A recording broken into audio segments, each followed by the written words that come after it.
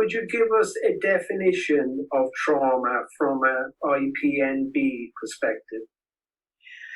Yeah, we can really talk about that because so often we hear trauma talked about as though it's overwhelming events.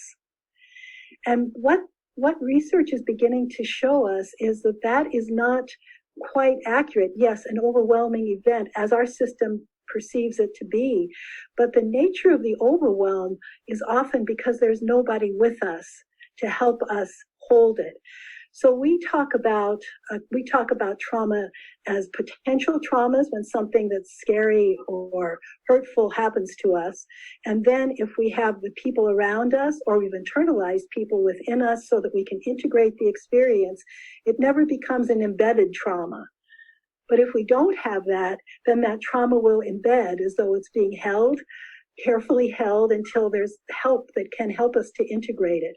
So our system actually knows how to bring that trauma into the subcortical and the body and hold it there so it's not in conscious awareness all the time. Mm. So I've come to think about trauma not so much as what happens to us, but who's with us before, during, and after an experience that allows us to be able to literally integrate that into our system, or if not, then to hold it for a later time of integration. Those can be very small things. I often think of kids in preschool that have these little small pools of trauma. Maybe they're shamed during the day or they see things that scare them and there's no one there that can really attend to each individual child.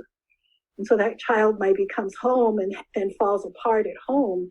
And if the parent sends them away or doesn't comfort them, then that's going to embed as this little pool of trauma that nobody's here to help me. Nobody really cares about me enough to help me with the upset inside of me. But if the parent instead can gather that child onto his or her lap and let that child process that through, then that child's able to integrate it and go on without taking in this sense of no one will help me. So it's even small things that can be overwhelming for us. I mean, there's so many pressures on us every day that we can't process through all the way. So we're all accumulating these experiences.